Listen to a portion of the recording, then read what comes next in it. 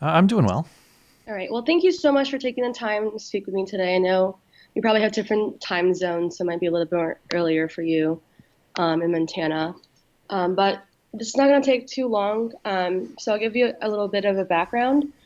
I'm actually writing an apology essay, and I've been working on it for quite a while now, based on, I'm sure you know, that mistake I made on Twitter.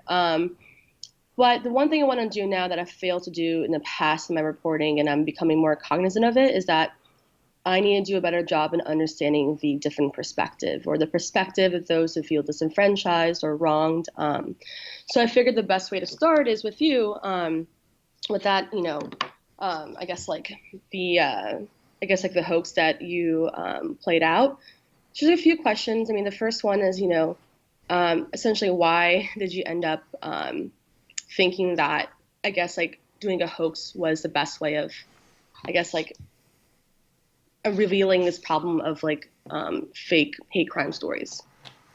Well, my goal was to see what, if any, vetting would go into that process, because when I see what you put out there, and by the way, I will say that the motives you're describing, I'm really happy to hear, and I think that's great.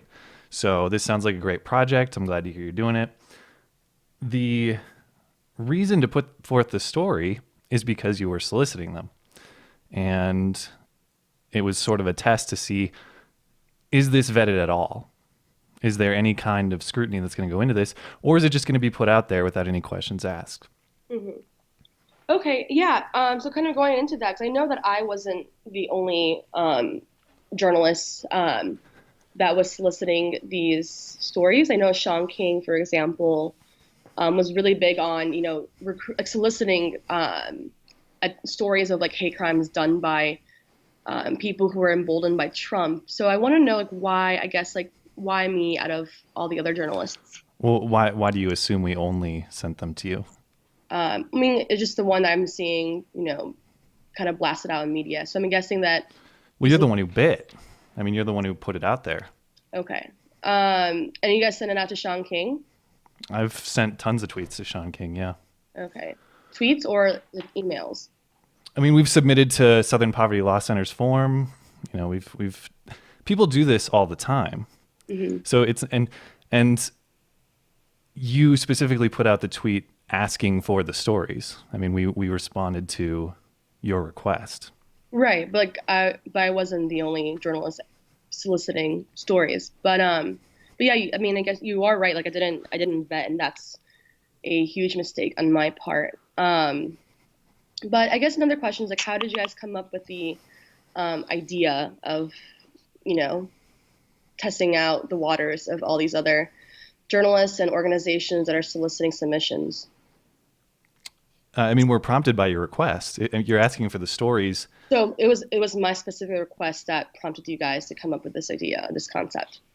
among several. Yeah. I mean, Oh, it's clear that lots of people are asking for these stories, yourself included, mhm. without any vetting put into it whatsoever. Right, definitely.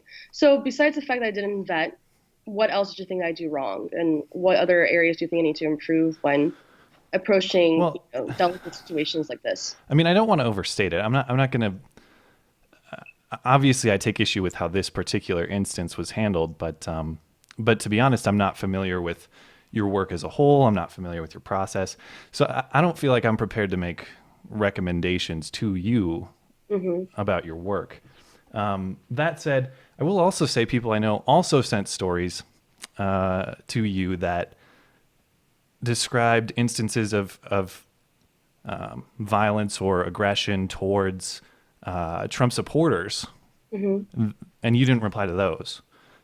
So it seemed like you were looking for stories that affirmed your bias or your preconceived conclusion, Hmm. and it seems like you grabbed the one and ran with it. Yeah, I mean, I'm actually going to be touching that in my piece of how, there is no such thing as objectivity in journalism, and that as journalists, we need to be more transparent about it and be honest about our confirmation biases. So I'm glad you brought that point up. So I guess the other, thing is that you brought up a good point, about the confirmation bias and the fact that there is just as much of fake news being spewed around by like left-wing organizations or media companies. But do you think hoaxes and fake news are published in the right almost just as common as I like mean, I don't think I'm prepared to answer that question. Uh, I just want to see evidence and substantiation on all claims. So I'm not coming at this from any kind of perspective of political bias or any particular goal. I will say that any claim that's made should have proper vetting, proper evidence, proper substantiation. I don't think that any one political side is completely square on that, or any or has a monopoly on the proper process to do that. But I also don't like to get into this contest of like ranking who's worse or trying to decide if it's equal or not. It's bad wherever it comes from. And I think this is clearly a case where proper process was not put into place. have you guys tried to do like the same thing with a lot of right-wing publications when it comes to like baiting journalists to fall into Well, I disagree with that characterization because you weren't baited. You asked the question. So you solicited us. We didn't solicit you. And I don't see that happening a lot on the right. I haven't seen anybody saying, "Hey, are you a Trump supporter who's been harassed by left wingers? Send us your story." I'm not aware of that happening. All right, and then the last question, we'll actually have two more questions.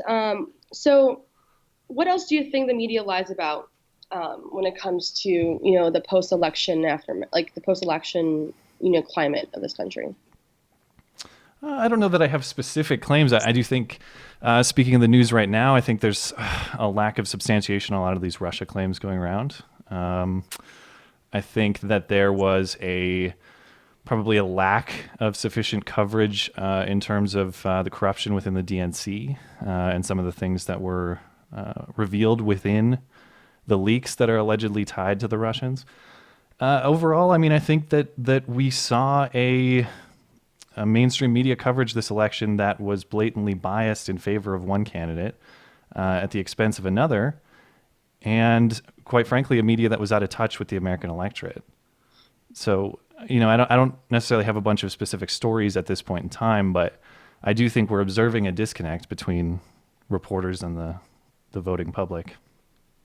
Right. And so the other question I have is, I admit that I did a dangerous and a foolish mistake of not properly vetting my sources and asking for evidence. And that's something that I'm learning from. And I promised myself at least that I'll do my best to never let that happen again. But don't you think it's a little bit also dangerous to, I guess, like try to fool reporters into believing a certain hate crime is happening? I mean, I understand that it's also my responsibility. Categorically, no, absolutely not. Why? This was your request for that type of story, and it was not vetted. Now, if I was going out and pitching false stories to reporters unsolicited, then yeah. If I was trying to create fake news, then yeah. But I'm not. This was your action and our response.